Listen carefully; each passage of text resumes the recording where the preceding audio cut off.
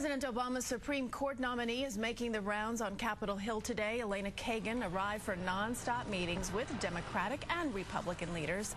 The New York City native is trying to convince critics that she is qualified to sit on the nation's highest court. CBS 2's Joel Brown joins us now live from Washington with more on her visit. Joel?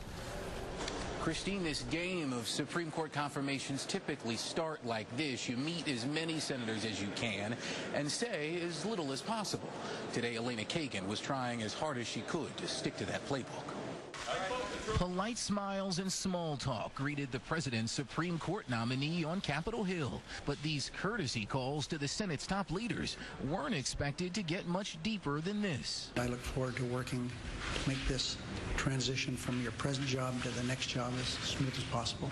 Elena Kagan is trying to win the vote she'll need to be confirmed to the high court without saying anything that could hurt her chances. Nominees usually stay silent on a long list of issues that they may one day have to rule on. Is Kagan any reflection on being on the other side of the fence on the confirmation process? But Kagan herself has argued this process is flawed. In a 1995 article, she wrote confirmation hearings lack seriousness and substance because nominees refuse to answer questions about important legal issues. Republicans warn that if Kagan wants their support, she'll need to be more open about her opinions on controversial legal topics like gun rights or abortion, particularly because she lacks experience as a judge.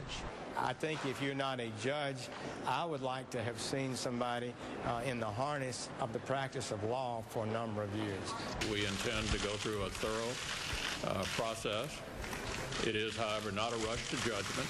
Some Republicans also think that because Kagan has a job in the Obama administration, she wouldn't be impartial once she gets to the court. Democrats disagree. That's kind of grasping at straws.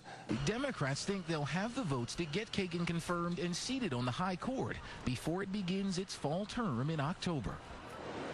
The ranking Republican on the Judiciary Committee says he asked Kagan about what he called her thin experience. She told him she has what it takes to do the job. We're live on Capitol Hill tonight. I'm Joel Brown, CBS 2 News.